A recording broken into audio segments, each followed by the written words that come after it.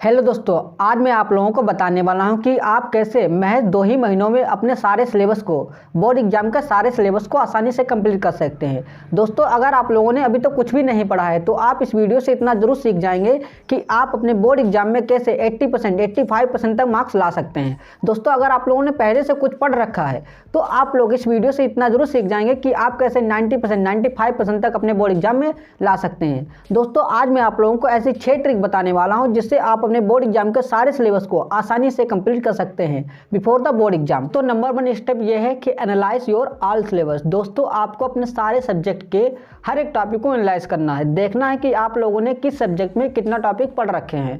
दोस्तों, आप लोग सोच रहे होंगे कि आप लोगों ने अभी तक कुछ भी नहीं पढ़ा है। दोस्तों, अगर आप लोगों ने अभी तक कुछ भी नहीं पढ़ा है फिर भी आपको नंबर 1 स्टेप फॉलो करने की जरूरत है, क्योंकि आपको एनालाइज करना है कि आपका किस सब्जेक्ट में कितना नॉलेज है। दोस्तों, आप लोग सोच रहे होंगे कि अभी तक हमें किसी भी सब्जेक्ट में कोई भी नॉलेज नहीं है।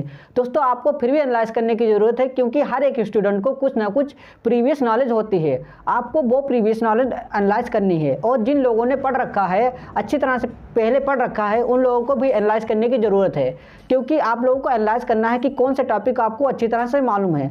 आप लोगों को उन टॉपिकों को एक रफ कॉपी पर नोट कर लेना है। दोस्तों, आप लोगों को उन टॉपिकों को एक रफ कॉपी पर नोट करने के बाद में 6 से 7 दिनों में आपको उन सारे टॉपिकों को रिवीजन कर डालना है।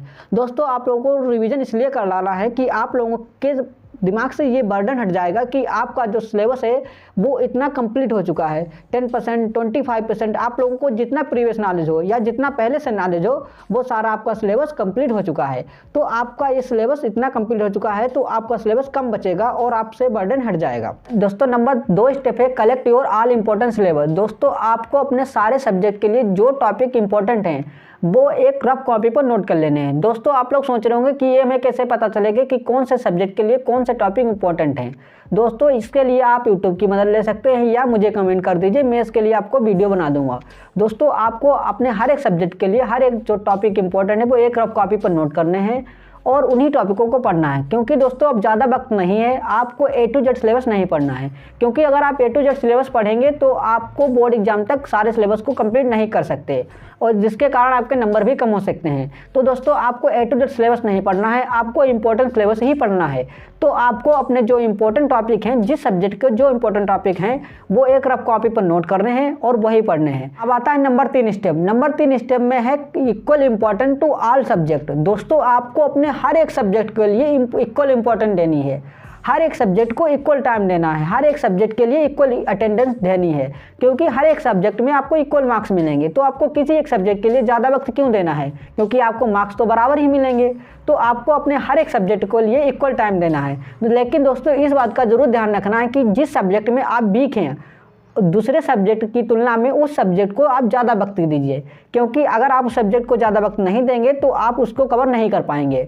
और जिस सब्जेक्ट में ज़्यादा आपको आसान लगता है उस सब्जेक्ट को आप थोड़ा कम वक्त दीजिए, और जिस सब्जेक्ट में आप ज़्यादा वीक हैं उस सब्जेक्ट को आप थोड़ा ज़्यादा वक्त दीजिए, जिससे आपको सारे सब्जेक्ट को कवर करने में आसानी है। क्योंकि ज़्यादातर स्टूडेंट ये करते हैं कि जिस सब्जेक्ट में उन्हें ज़्यादा इंटरेस्ट आता है उसी सब्जेक्ट को वो ज़्यादा पढ़ते हैं, या जिस सब्जेक्ट में उन्हें टफ लगता है उसी सब्जेक्ट को वो ज़्यादा पढ़ते हैं। लेकिन दोस्तों, आपको ऐसा नहीं करना है, आपको हर एक सब्जेक्ट को इक्वल टाइम देना है, इक्वल इंपॉर्टेंस देनी है, क्योंकि आपको हर एक सब्जेक्ट के इक्वल मार्क्स मिलेंगे। तो आप किसी एक सब्जेक्ट को ज़्यादा वक्त क्यों दें, आप किसी एक सब्जेक्ट को ज़्यादा वक्त दें और अन्य सब्जेक्ट में आप अपने मार्क्स कम कर लें। तो आपको हर एक सब्जेक्ट के लिए इक्वल इंपॉर्टेंस देनी है, आपको हर एक सब्जेक्ट को इक्वल इंपॉर्टेंस देकर ध्यान रखना है। दोस्तों, नंबर 4 स्टेप है हाउ टू स्टडी। कैसे आपको स्टडी करनी है, किस सब्जेक्ट को आपको कितना वक्त देना है। दोस्तों, आप लोगों ने जो अपने इंपॉर्टेंट सिलेबस है उसको आपको 2 भाग में डिवाइड कर लेना है। एक भाग को आपको नाइट में पढ़ना है, एक भाग को आपको सुबह में पढ़ना है। दोस्तों, आप लोग सोच रहे होंगे कौन सा पार्ट हमको नाइट में पढ़ना है, कौन सा पार्ट हमको मॉर्निंग में पढ़ना है। दोस्तों, जिस सब्जेक्ट में जो याद करने वाले टॉपिक होते हैं वो मॉर्निंग में पढ़ने हैं, जैसे इंग्लिश और हिंदी। अगर आप लोगों के पास हिंदी नहीं है तो जो अन्य सब्जेक्ट हैं जो याद करने वाले हैं उनको आपको मॉर्निंग में पढ़ना है, क्योंकि मॉर्निंग का जो माइंड होता है वो कंपेयर टू नाइट के काफ़ी अच्छा होता है। तो आपको मॉर्निंग में ही याद करना होगा। दोस्तों, आप लोग सोच रहे होंगे कि मॉर्निंग में मैं उठ नहीं पाता। दोस्तों, आप लोगों को उठना ही होगा, क्योंकि बोर्ड एग्जाम के महज 2 ही महीने बचे हैं। दोस्तों, उठिए, अभी वक्त है, सही हो जाइए। दोस्तों, आप लोगों को मॉर्निंग में याद करने होंगे, क्योंकि आप लोग अगर याद नहीं करेंगे तो आपको काफ़ी दिक्कत होगी, आपके मार्क्स बेहद कम हो जाएंगे। दोस्तों, अभी वक्त है, आप लोगों को उठना ही होगा, मॉर्निंग में उठिए और जो याद करने वाले टॉपिक्स है आप लोगों को उनको याद करना है। और नाइट में आप लोगों को उन टॉपिक्स पर ध्यान देना है जो आप लोगों को कैलकुलेशन वाले टॉपिक होते हैं, जैसे मैथ और साइंस। दोस्तों आप लोग के पास अगर मैथ नहीं है या बायो हो या कोई अदर सब्जेक्ट है जिसमें कैलकुलेशन होती है, वो आपको नाइट में पढ़ने हैं, क्योंकि नाइट में आपको नींद नहीं आएगी और कैलकुलेशन के कारण नींद नहीं आती है, आपको नींद नहीं आएगी। तो दोस्तों वो टॉपिक्स आपको नाइट में पढ़ने हैं। तो इस तरह से आपको अपने सब्जेक्ट को डिवाइड कर लेना है। दोस्तों अब आता है किस सब्जेक्ट को कितना वक्त देना है। दोस्तों आपको कम से कम हर एक सब्जेक्ट को 1.5 घंटे देना है।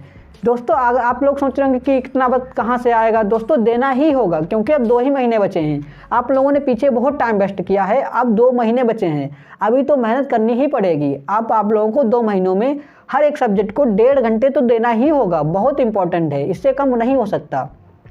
हाँ आप लोग कम कर सकते हैं कि जिस सब्जेक्ट में आपको इजी लगता है, पहले ही बता चुका हूँ, जिस सब्जेक्ट में आपको इजी लगता है उस सब्जेक्ट में आप कम कर सकते हैं, लेकिन आपको ज़्यादा कम नहीं करना है। 1 घंटा तो कम ही नहीं करना है, क्योंकि ये बहुत मिनिमम टाइम है, इससे ज़्यादा कम नहीं कर सकते।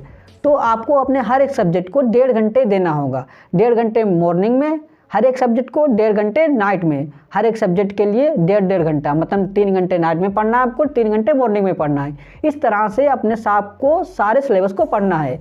और इम्पोर्टेंट सिलेबस पढ़ेंगे तो आपको सिलेबस कम होगा, इतना सिलेबस नहीं रहा, क्योंकि हमने आपके सिलेबस को काफ़ी डिवाइड कर दिया। तो आपको इस तरह से पढ़ना है। दोस्तों अब आता है नंबर 5 स्टेप, आता है छुट्टी वाला दिन यानी संडे।